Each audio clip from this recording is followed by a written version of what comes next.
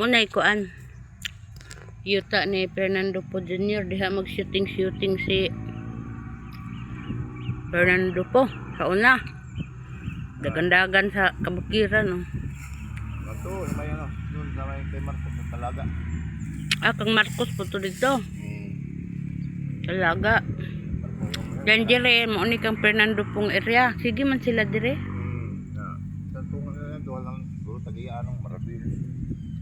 Marcos o Fernando po. Yan man na yung Marabil taga kay PG pa naman. Buta sa Marabiles.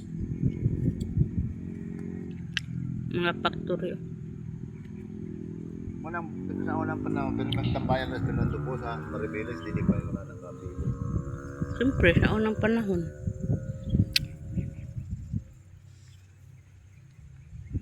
Tagal ng mga sundalo sa kulap. Dahil ang sundalo. Sundalo ni Marcos. Dagat to. Talaga.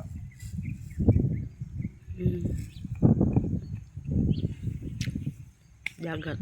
Sa Maribilis. Sa Maribilis na yun. Basta mga nas Marcos sa... Maribilis, Bataan. Yung dagat na yun. Yun mga factory.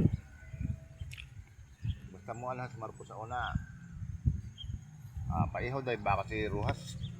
Hindi naman may puyo. Hindi na dahil ihawin niya tatay. Cowboy man ni Ruhas. Tatay. Grabe yung mga sindikato nila ato siguro, no? Basta daghan na lang kanin baka mga 5 Ipanghatag po nila mga tao. Sawa-sawa baka lumalit ako. Gabi ko. Nihawa magud siya kang Aquino, tatay. Ano naman? Layo man dito man sa Tarlac. Tapas, baluwag ni Aquino.